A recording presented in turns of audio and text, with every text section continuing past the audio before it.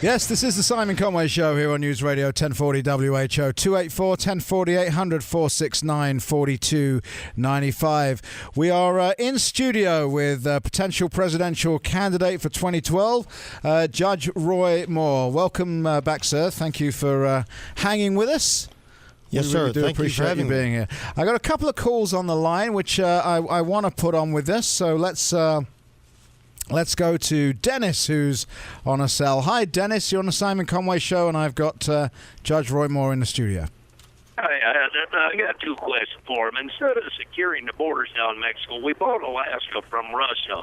Why don't we buy Mexico from Mexico, and then we secure the borders down the Panama Canal where idiot Carter gave the canal away? I mean, just own it like we do Puerto Rico. I mean, and then they could, Okay. Okay, Dennis, let's listen to the judge, shall we? Well, Dennis, I agree with you about the Panama Canal. My dad was down there in World War II and helped build that thing, and even before, helped secure it, I should say. They built it.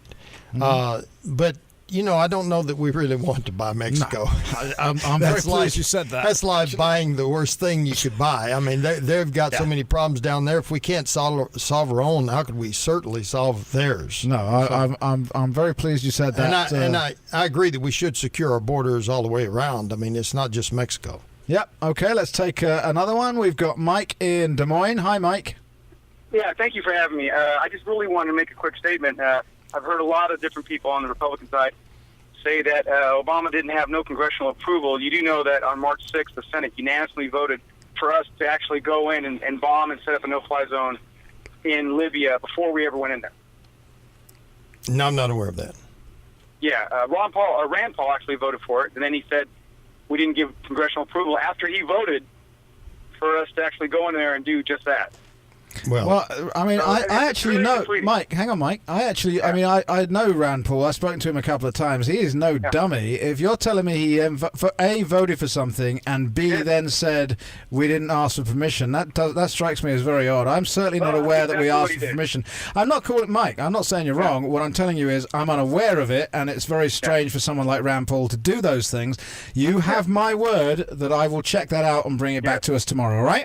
Real quick, though, I don't think we should be in Libya. I don't think we should be in Iraq. I think we should pull everybody out of Afghanistan and just do some very, maybe very light bombing if we see anything in Afghanistan at the very most. I think we should get our troops out of there. I just want to say that real quick. Okay, well, I agree with you entirely, Mike. There's the first, huh? I agree, too. So there you go, Mike. Told you it would happen one day. Let's move on to, let's see, we got 3 minutes. Which one shall I go for? Let's move on to... How are you going to set yourself apart, Judge, from the rest of the Republican field? Well, I think it's very easy. I would do what I say, and I would abide by the Constitution. And by the way, in answer to this last question, there was no congressional approval before he bombed.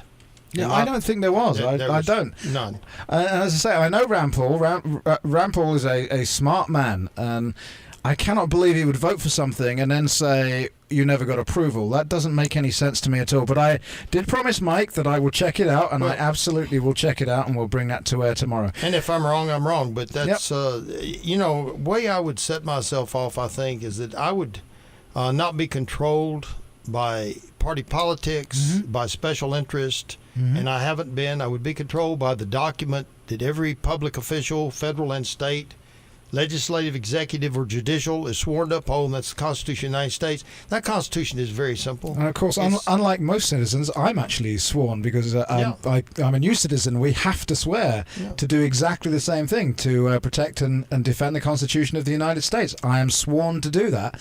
And I've got a question for you about the Constitution. How much better off would this nation be if we had never veered away from it? Immensely better off.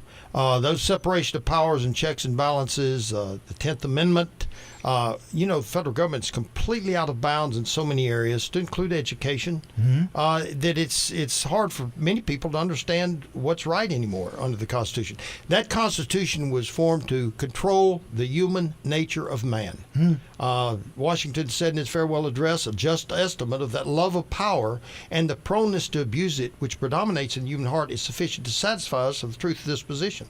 All our founding fathers recognized that a Constitution was there to control man's power and seeking for ultimate power. Today, every branch seeks to do something the other branch was supposed to do. The Supreme Court, for example, makes laws. Yes, absolutely. And thinks does. they have the right to do that. Supreme Court of Iowa made laws as well. Well, we actually removed a bunch of justices for doing just that. That's right. The United States Congress is delegated making laws to bureaucratic agencies and not the representatives of the people. It goes on and on. Presidential executive orders are extended to other things. And then when a law is brought up, like the Defense of Marriage Act passed in 1996 by the United States Congress, the president refuses to defend it because he suddenly feels that it's unconstitutional. Yeah, he feels it's unconstitutional.